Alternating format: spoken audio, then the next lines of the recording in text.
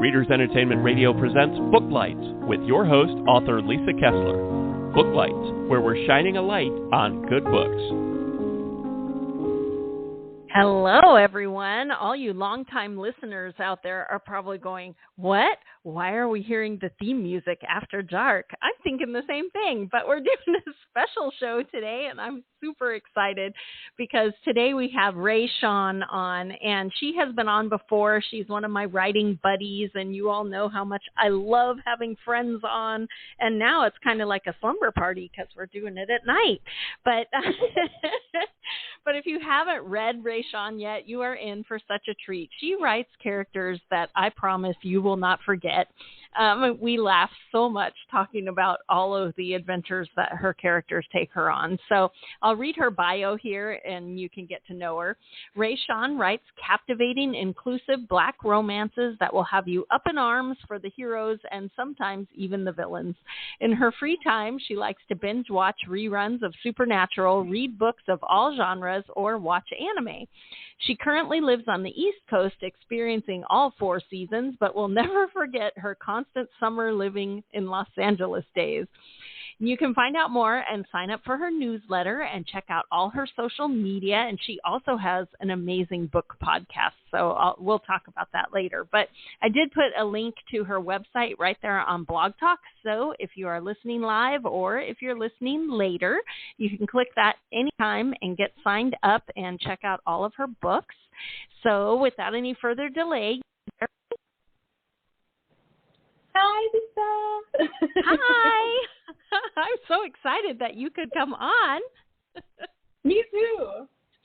So you have a new football romance out called The Red Zone, and so I'm dying to hear about it because I just watched the big game. The Super Bowl was on yesterday, and I'm not a fan of either team, but that was a wild game and the overtime, and I just kept thinking about your book, and it's just perfect timing, right? Yes. So I adore football. I grew up watching it with my grandparents and my siblings and my mom. And so when I started writing, like in the back of my mind, I was trying to figure out something fun to write that I really enjoyed. And this series was born. And this particular book, Red Zone, follows one of the twins who are the oldest of 5 siblings, adopted siblings.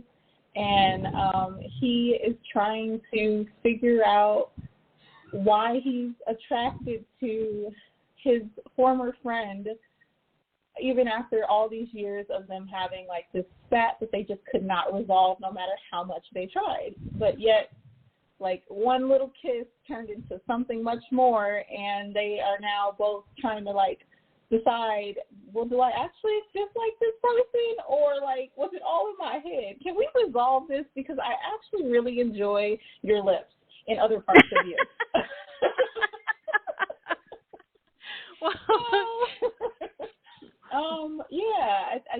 I really had a lot of fun writing Parker and Sahili. And I thought the best time to put it out, I was originally going to release it in November last year, but it wasn't ready, one. But also, I was like, you know what? Super Bowl is like one of the best times, I think, to put out something or remind people about football romances, because if you come off that high of watching the Super Bowl, but you still want to like enjoy a little bit of it fictionally, you're going to turn to like sports romance. And that's something I like doing. And I have 3 in this series that are out, plus one that's kind of like football adjacent because he's a retired quarterback. So I had to put Parker's book out this weekend. So here we are. Yeah, it's so exciting. And you have Valentine's Day coming up this week, too. So this is like the month of love. So it feels like it's all coming together. It is. Yeah, I definitely was thinking like, okay, well, it's Black History Month, and these are 2 Black main characters. Oh, that's true. Oh, my gosh. Weekend, right? It's Super Bowl weekend. So we have the football in there, and then it's the month of love with Valentine's Day coming up. So right before you get to Valentine's Day, you also have this romance where people are reconciling differences. So I love it. Yeah, you have, it feels like all of the lines are converging, and this should be the perfect time for this book. Definitely. So can you tell everybody a little bit about the series Endless Night? And it's Endless Night, Knight, like a knight in shining armor. You want to tell everybody what that means and what the series is? Yes. Okay. So the series was born from a short story that I wrote in like a Christmas novella, and a friend of mine and one of my author friends had read it, and they were like, no, this needs to be bigger. Like, I need to know the rest of this story. Where's the rest of it? Give me more. And I was like, what? Hold on. I'm not prepared for this. And so I was trying to figure out like where that, and it was book one that that was born from. But I was just like, I don't know. Where am I going with this? What am I doing with this? Oh my gosh. Okay. So I kind of just sat with it for a minute. And as I sat with it, these other men in my head were like, we're all brothers and make us all play together and give us all of our love stories. And I was like, okay, well, there's 5 brothers. They're all looking for romance. And here we are. So it's just like this endless amount of the Knight brothers. And they also have a little sister, but she plays a different sport, and she's going to have her own thing going on later down the line. So how many books will there be in the series? We're going to have 5 for the Endless Night series, and then their sister will spark her own series doing some other stuff. She does not play football. She plays beach volleyball, but if you read through book 1, 2, and 3 that are currently out, you do get little hints of her trying out for the Olympics. So there's something to look forward to. Oh, exciting. And if somebody jumps in and buys the Red Zone, because, guys, you have to check out the cover for the Red Zone. Whew, oh, my goodness. That man should never wear a shirt. Anyway, if someone decided to get the Red Zone and just jump in there, will they be lost, or should they go back and get book 1 first? I wrote them so that you can read them standalone. So each of the books do explain the relationship with any of the brothers that pop up and their family, and you get little snippets of like the past relationships, but they're definitely written as standalone. But if you want to read them behind the other, you definitely can, because it'll make sense along the way. Okay. Well, that's always fun, because I know that I get impatient, so I like to read the new book, but then usually it makes me go back and read them all. Definitely. Same. Well, I have to ask, of course, what's next? Is it book 4 next? What are you working on now? Well, book 4 is percolating in the back of my mind. I do hope that I can put it out at the end of the year, but I'm not going to hold myself to that, because I do work a day job. But the next thing on deck is currently in the editing process right now, and it's the 5th book in another series called Big City, Small World, which follows 6 couples in San Francisco. They're a friend group, and they just kind of, get to their happily ever after in this little pocket niche area in San Francisco. I love that, and that kind of dovetails into my next question. So you write Black romances, and do you enjoy, like, I love the Big City, Small World, because those of us who maybe haven't lived in downtown LA or downtown New York or downtown Chicago, I grew up in the sticks, and so people go, oh, it's in Soho. I'm like, where the heck is that? Or they say, oh, it's in the borough. I don't know what that is. So how is it for you writing those kind of settings where you're like pulling us in and teaching us stuff? Okay, so I grew up in LA, so I grew up in this big city, but at the same time, I didn't really explore it that much off bat because you grow up and you kind of stay what you're used to, right? Right. You don't really go outside of that. But as I got older, I kind of wanted to travel to other cities or travel to other parts of California.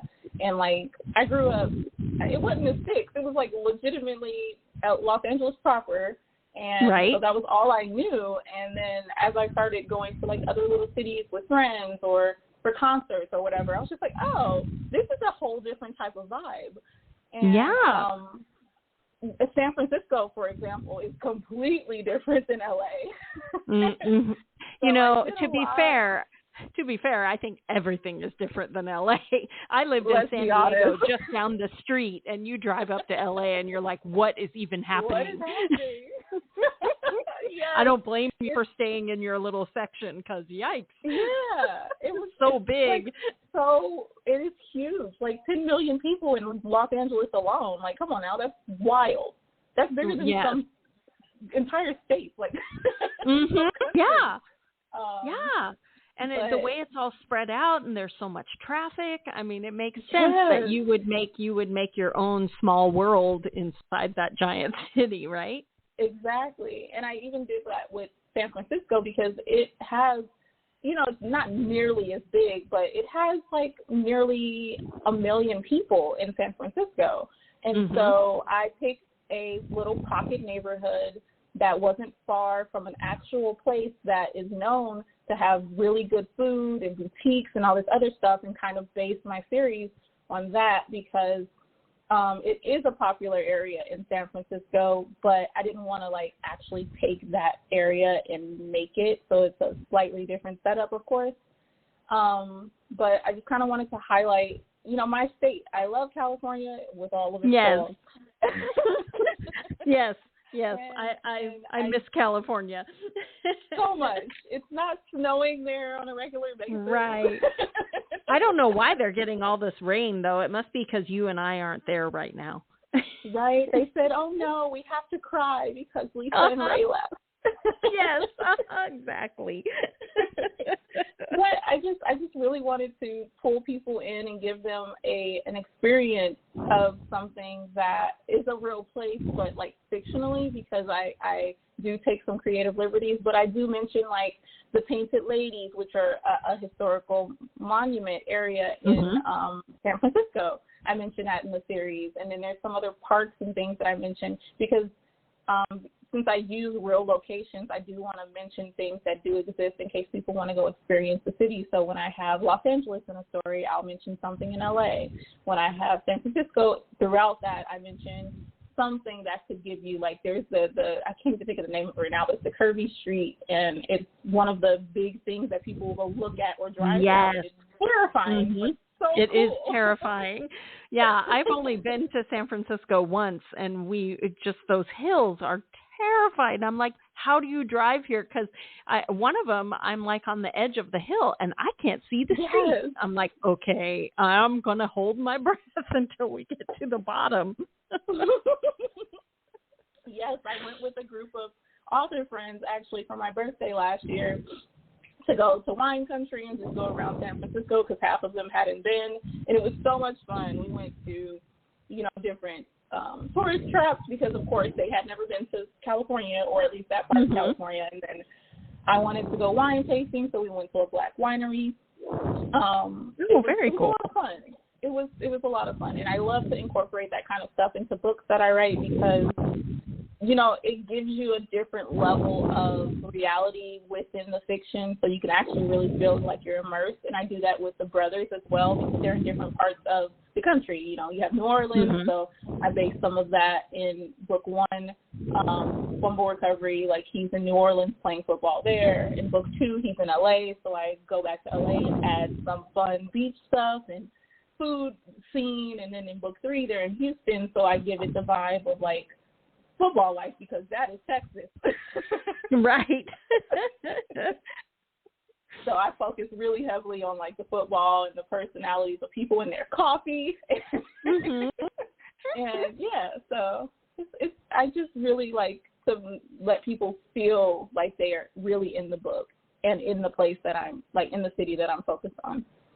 Right. I love that. And this kind of is, I'm always curious because I used to teach a lot of writing classes back in San Diego, and any time that there was somebody whose day job was journalism, they would struggle with fiction because they forget that they can be God. You know, they're so worried about all the facts, and they forget that you can be God. You can make it rain, you know, or whatever.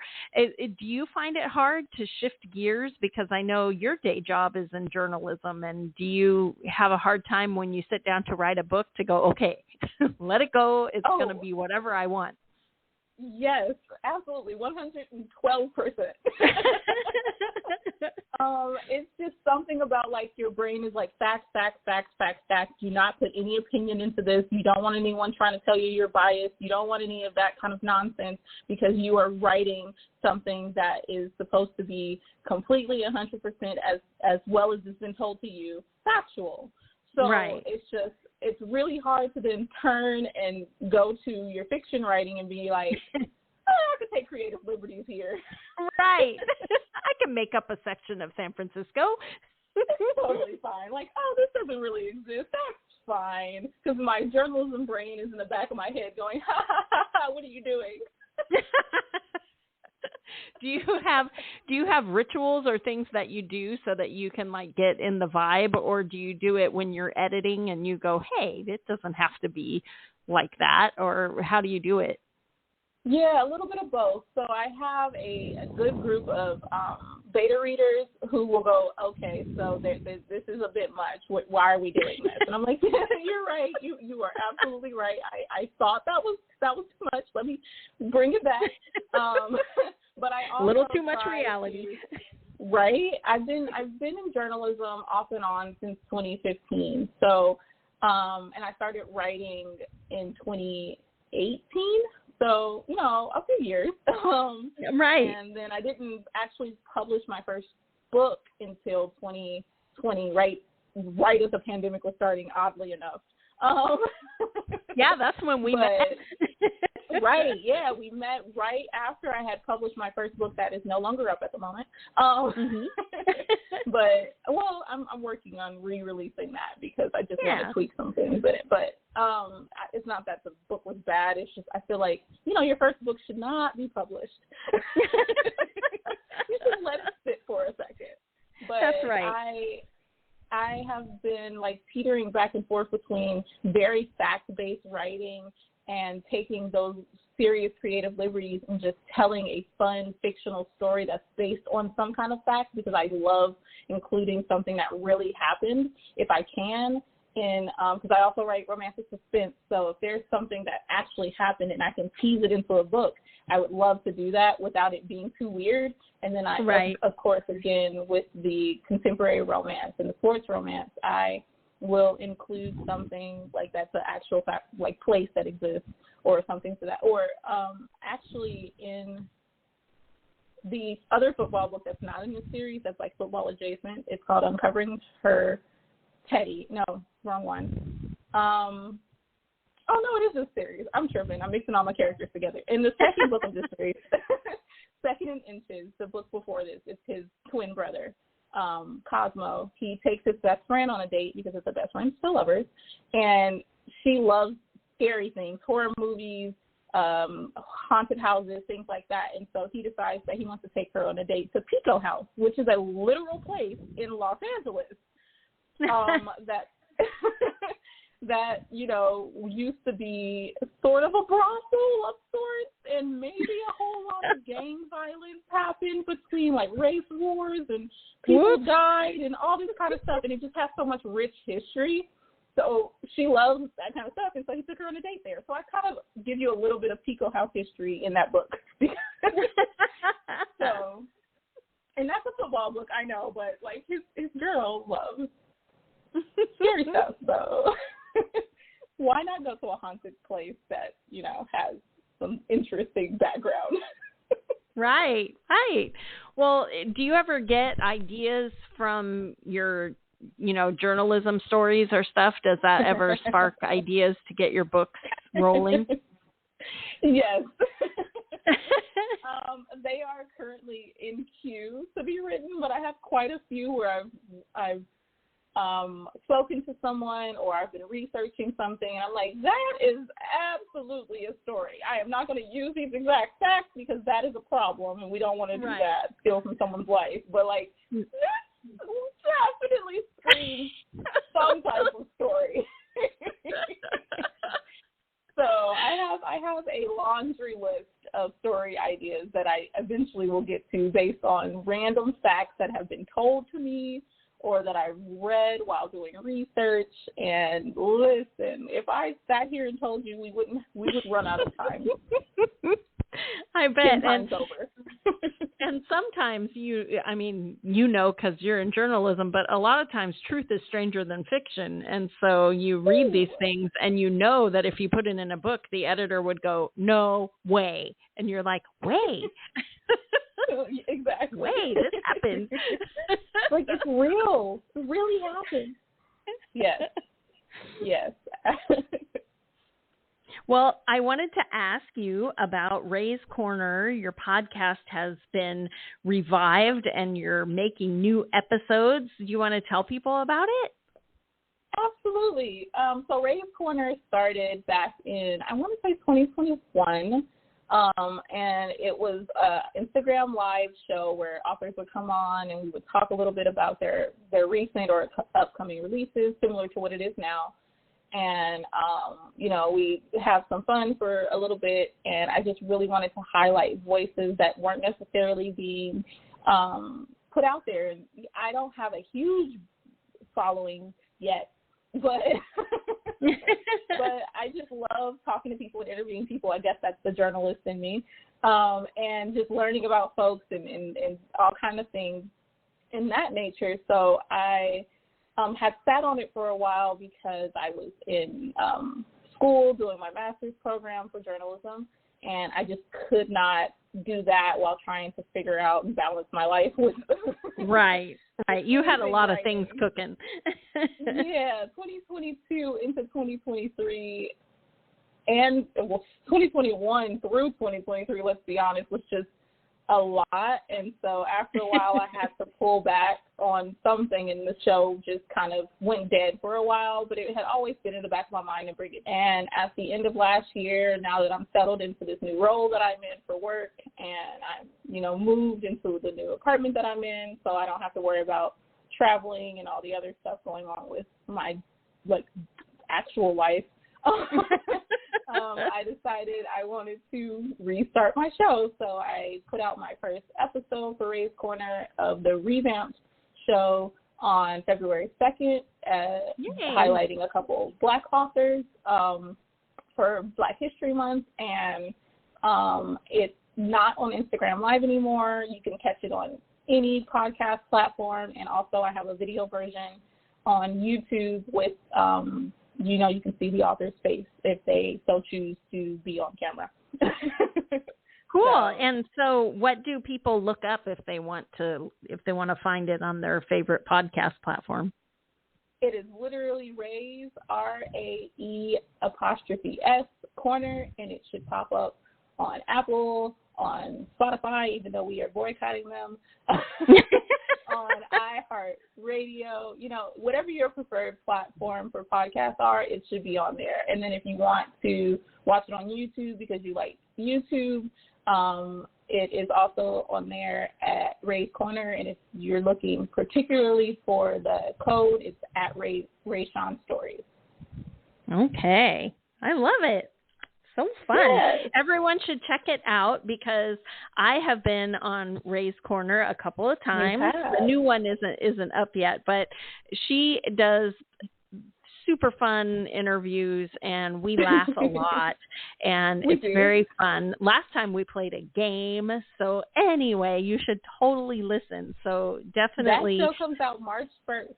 Yes. Oh, so March 1st, I'll be on there being silly. So you guys can check out Ray's Corner on whatever podcasting platform you enjoy, and don't miss an episode because she is definitely a journalist. Very, very fun, very fun interviews. they are fun interviews and less serious than other people that I have to interview in work life. So I'll give you that. Well, I wanted to ask because our listeners tend to be readers and we love to add to our to be read list. So who inspires you when you're not doing journalism and writing another book? Who do you like to read? Who makes you want to get to the keyboard? Oh, yes. Okay, so I adore Alyssa Cole. Like anything that Alyssa Cole puts out, I am absolutely ready to snatch up. I was just recently rereading No One Is Watching, and it's one of her thrillers, and I'm so ready for the next book in that series to come out, which I think is coming out really soon. I can't remember the date right now because I've tried to stop thinking about it because I want it now. Well, so excited. And she writes in every genre. I read one was like a Civil War romance, and then I read another one that was like an AI fake boyfriend. I'm like, what can this woman write? She can write everything. Everything. Like you get your historicals, you get your thriller, you get your contemporary. It's just so, yes. One of my favorite is How to Find a Princess. So cute. Oh, I haven't read that one. Yes, it's in I think it's in the series that you mentioned the first time when you were saying it was a historical look back. Right. Well, she has a couple, so maybe. But it's really cute. It's so adorable. It's the royals, and amazing author. I love Alyssa Cole. I recently discovered Jameson Shea, who writes YA thriller. And the book is I Fear to the Beast and the Beast is Me. Oh, I've heard so much about that book. I haven't read it yet. It was great. It's delicious. It was so hard to stop reading so I could go to sleep. Because I was reading after work or before work, so I had to stop and not read while I was at work, and then stop so I could go to sleep at the end of the day. And I'm just oh my gosh, on the edge of your seat the entire time, what is happening? Because there's a lot of authors who have recently put classism and racism and underlying themes in their books, and sometimes you're just okay, you're beating me over the head with it. The writing is great, but Jesus. Right. Give me a break for a second. But it's something about this one that just grips you in a way where it's it has you at your collar and you cannot get it to let go, and you don't want it to. I love it. It is such a good book, and I will never stop recommending that. And I can't wait for the next book, and I am very impatiently waiting for that one, especially with the cover reveal that came out recently. I'm take my money now. That's right. Take my money. Take my money now. You can have all of my money. Trying to think of another. Let's see. Oh my goodness. I think you know what? Kaylin Bayron also writes YA. A lot of queer YA thriller-ish type stories. Cinderella's Dead was I think the one I discovered her on, and she's such a. I think I've read everything by her because you can't put it down. It's just so captivating in a way where you're wait, what is happening? what? Excuse me? And she also doesn't write in one type of facet. The stories are all thriller, suspense-esque. I think all of them are sapphic, if I remember correctly. Kind of romance-y, but very much more just YA fantasy thriller style, and it hooks you. It is such a hook that I don't even know how to describe. I can't put her down. I am impatiently waiting for her next book. Can't quit her. Oh no, she is a one click immediately. Oh yeah. Well, Yes. before we run out of time, it is Valentine's month, so everyone who's on has to tell me their favorite rom-com. Oh, you put me on the spot. I know, right? I can't help but mention Mia Heinzelman's an accidental crush, The Accidental Crush, because I'm reading that one right now. It just came out, like, I think last week, and it's so cute. And I'm a big fan of Mia, too. Her books are always cute. Oh, my gosh. Those games, she has a gaming series. Oh, so adorable. The Love and Game series is so good, too. It's just so much. Like, you can't help but laugh and love the romance that's happening in all of her books. It's very, very, very rom-com. 100% co-sign on that. She is fantastic. We are rapidly out of time. So how can readers find you when they read the football book and they're like, oh my gosh, how can they find you? Yeah, so my website is loveraysean.com, and I'm on TikTok, Blue Sky, Instagram, Facebook, and I'm still on Twitter. I mean, I guess it's X now, at Rayshawn. I still call it Twitter. Right? Well, thanks so much. So, yeah.